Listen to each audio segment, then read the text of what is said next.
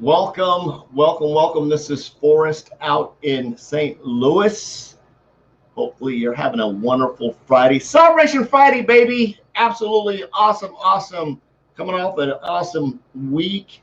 Had a funky day today. It was just, I don't know, the moon was in the wrong place in the sky or something, but it was a funky, cool, weird day. Got my hair cut. You guys can see that. So you got the ears lowered or whatever you want to call it. Got it all taken care of. So for those of you that don't know me, my name is Forrest Nat. I'm a social media marketing strategist. I love helping people succeed online.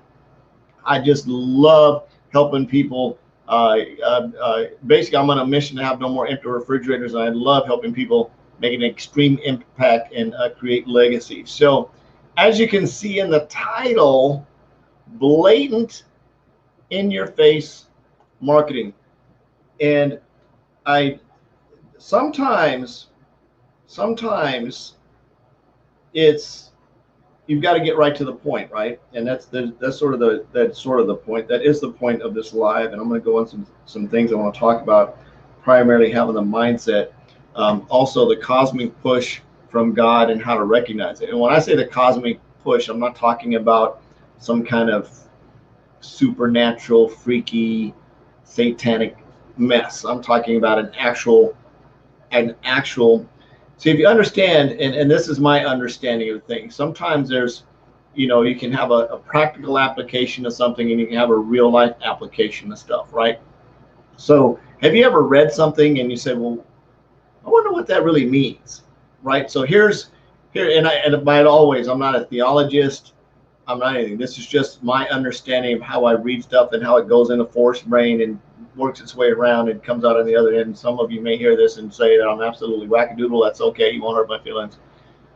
But some of the things we look at. For example, one of the 10 commandments in the Bible says, "Thou shalt not commit adultery." Right. So most of the time, people can take that as just. Sometimes there's just certain things that are done. You just obey and say, okay. Thou shalt not steal. It's probably not a good idea. You shouldn't kill somebody. Not a good idea because there's consequences. But when you say that you shouldn't commit adultery, see, in biblical times, going way back in the biblical times, you committed adultery and you got stoned and you got killed. But nowadays, when you move forward, if you think about it as a practical application for what's going on right now, when you think about cheating on your spouse, right, you think about what that really means from a cosmic standpoint. Now, this is God that put this stuff together many, many, many, many, many, many hundreds of years ago, right? And he knew that if two peoples got into a relationship, right, and one of the people or both of the people, one of the people decided they were going to go outside of that relationship and have a relationship with somebody else, some crazy stuff was going to happen. Stuff like, I don't know, people killing other people because they were jealous, people losing their homes, their jobs, their relationships with their kids, having to pay child support, alimony, a whole list of just endless stuff that can happen because you commit adultery, right? So when he said, thou shalt not commit adultery, it wasn't about just not committing adultery. It was about all the stuff that was going to happen as a result of you doing that. He was like, dude, it's probably not a good idea if you jump out of the airplane without a parachute, right? It wasn't the jumping out of the airplane without a parachute that was going to kill you. It was the impact when you hit the ground, right? So it wasn't this up here that was the issue. It was this when you hit the ground. So it wasn't necessarily the adultery, the actual the act of infidelity that was going to make the impact. That was sort of the fuse that got lit to the explosion of all the other stuff that was going to happen, all the chaos in the relationships and all of that stuff. So when we look at things in terms of how does this impact us, which direction are we going in, how do we see things that are coming down the road, how does that affect it? How does that affect our marketing? How does that affect our prospecting? So sometimes you got to get right to the end point. You really got to make it a point. If you do this, this is going to happen. right? So what does that have to do with anything? So I was sitting down today, and I was talking to a couple of my customers, and we're just talking about the whole COVID-19 thing and some of the things, and something just really occurred to me, that there's a big shift that has happened in industries as a whole. And one of the things that was really pointed out is, I don't know if you're paying attention to the news, but California is having a huge fight with Uber and Lyft right now. And they're trying to take all these gig workers, the people that want to be independent entrepreneurs and sort of work by themselves, that don't want to have to deal with all the other stuff, right? And there's some of them that want it, some of them don't. Some of them have just a true mentality of an employee mindset, and they want to be an employee, and they want to work for somebody, and they want to get health insurance, they want to get all that stuff, which is fine. If they're in that mindset, that's fine. They probably need to go work for a taxi cab company rather than work for Uber and Lyft. So the moral of the story is that California's in this big fight with Uber and Lyft, and it looks like basically Uber's telling California, see ya, I'm out of here, because they don't want to have to deal with California basically telling them how to run their business, which I agree. I mean, it's just, my conservative side a little bit in there, that there's certain protections that you need to have, and there's certain things that you need not to. And we as people, we need to take responsibility.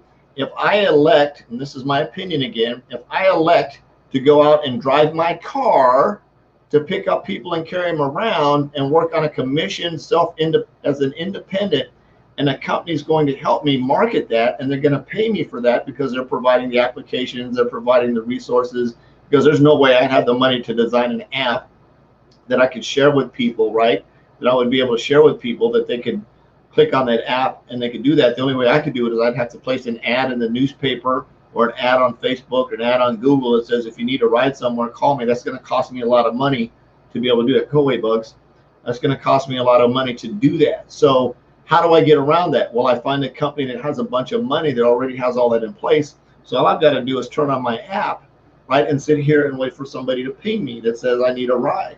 So then I go out and I give them a ride, and the company gives me a percentage of that fare, because I did the majority of the work, and they keep a small percentage to keep their business running.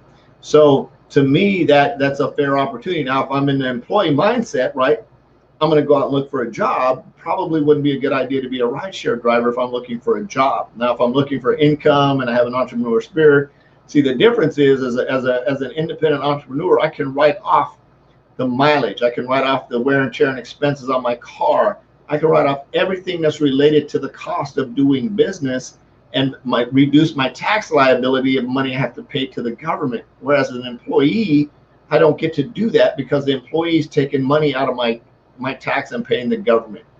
A little bit different situation. So I have a bigger tax benefit being self-employed versus being an independent contractor, or being an employee.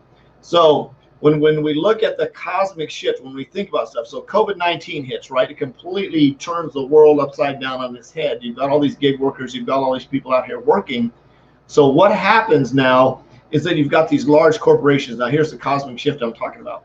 You've got all these corporations that are sending people home to work from home, right? Just like people that want to work from home. You say work from home, work part-time from home. So now you've got regular full-time job people working at home, sitting behind their computers, turn all their stuff, doing phone calls, doing video conferencing, where Zoom just exploded. Zoom has completely had to change all their software and security systems because of so many people using it. Of course, they got hacked, and people did a lot of crazy stuff, so they had to jump in and change how they operate.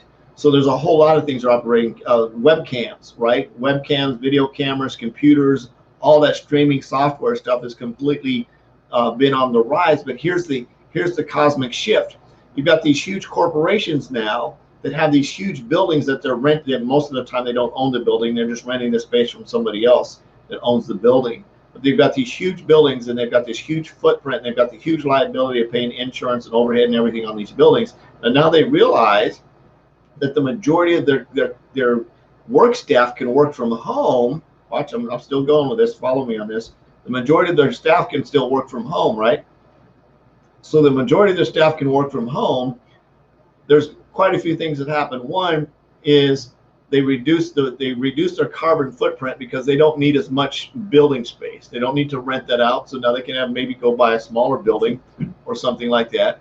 So you can have a smaller building because they don't necessarily need as many humans in that building. They can reduce the number of cars coming to the location, which reduces the number of people driving, which reduces carbon output. But here's the shift that's really different. Now I've got this person that's working from home that has a car that they bought primarily to commute to their job, right? Cars in general, most people only drive them 5% of the time. It's amazing. You go out and you spend $30,000 on a car that you only use 5% of the time. Now that 5% has gone down to basically 0% because you're working from home, you're not going anywhere. If you do need to go somewhere, maybe you use your spouse's vehicle. You only probably need one car instead of two, right? Because you're not traveling as much because one person is working from home, or maybe both are working from home now. So the cosmic shifts happen is like, hey, babe, why are we spending $1,000 a month on car payments plus insurance plus gas and maintenance and everything else when we could take that $1,000 a month and put it into some type of retirement investment vehicle, right? So there's cosmic shift number one. The second one is, so how are we going to get around? Are we going to hail a rideshare driver? So watch this. This just gets more funerific. So if you're a rideshare driver and if you're paying attention to this, I want you to understand, I want you to listen to where I'm going with this. And I'm not going to say it's going to happen, but I want you to think really way outside your box, right? I want you to think way outside the box. If you are a rideshare driver and you live in a community and you know you've got quite a few people in your community that are now working from home, wouldn't it be cool if you went from being a rideshare driver to a drive share driver? In other words, you're going to, if they need a ride somewhere, you're going to take them. In other words, you're going to sort of be their personal driver now. You've gone from just being a rideshare driver to a personal driver, and you create a zone in your neighborhood. You set up a zone in your neighborhood where everybody knows you. So if the husband and wife say, for example, they want to go on a date, they call you through a ping on your phone. They set it up, and they ping you on your phone. You get the ping. You come and you pick them up. You take them to their restaurant. You take them out on a date. You do whatever you need to. You drop them off. They ping you when it's time for them to get picked up. You pick them up. You take them back home. You've built a personal relationship around that. Next thing you know, you're doing a Jason Statham, and you're picking up the kids, taking them back and forth from school, and you're fighting off the bad guys. Just kidding. I went down a movie train there. But the moral of that is the point that I was going in that cosmic shift is COVID-19 has turned everything upside down on its head.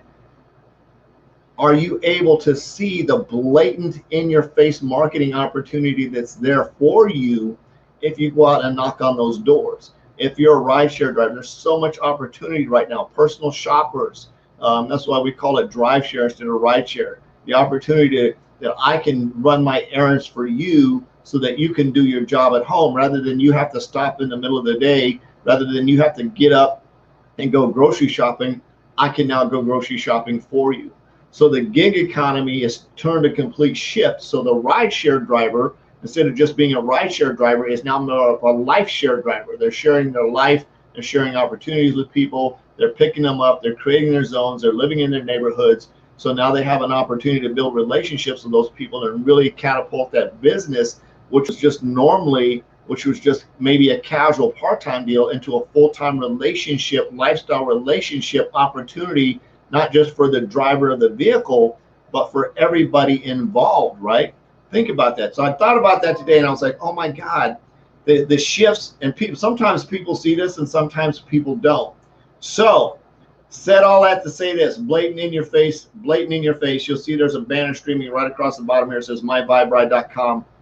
Go download the app. Go to that page, click on it, fill out the form, and get a personal invitation to download the app and try it out. If you're in Texas and or Florida, coming soon to Atlanta and Chicago, download the app. I'll get you hooked up. Go out and try it and hail a rider. Get somebody to come and take a spin around the block with you. I think you'll absolutely love it. Very, very cool opportunity. However, I'm going to push you out this. If you're looking for a side hustle, you're looking for something to do on the side, you're looking for something that might be just like what I just talked about in terms of being able to be a life share driver, right? You're sharing life with people, you're interacting with them, you're creating relationships with people in a community that now you become their personal driver, you become their personal assistant. People pay a lot of money for that stuff. People pay a lot of money for convenience. You think about it. You can go to Walmart or you can go to the grocery store and you can buy the exact same pizza from the grocery store for $5 that you pay $13 for to get delivered from Domino's. I'm just saying, sometimes it's about convenience. So the opportunity is there for you if you really want to think outside the box. So I challenge you to do this. One is step back and take a look at everything that's going on and look at the different opportunities. Look for the holes that need to be filled because now people's lives have changed and their lifestyles have changed. Look for the holes that are available in those opportunities. I know one of the opportunities in my full-time daytime job is virtual car sales. They're just going up because people don't want to come to a dealership, and they're realizing it's not even that they don't even necessarily want to come to the dealership, and because of COVID-19, they don't want to come to the dealership because they just don't want to come to the dealership. They just want to do everything over the phone. They want to have somebody come to their house and sign the paperwork. They want to have the car delivered to their driveway, right? And that's nothing new. I mean, eBay's been doing that forever and ever and ever and ever and ever. It's just now become popular because everybody in the world is talking about it, right? So there's a lot of shifts going on. Look for the holes, look for the opportunities, look for the blatant in-your-face marketing opportunities are right there in front of you. If you're currently an entrepreneur and you're looking at something and go, wait a minute, I can fill that need. I have an opportunity to fill that need. If I'm a rideshare driver and somebody needs something, hey, I can run an errand for you, right?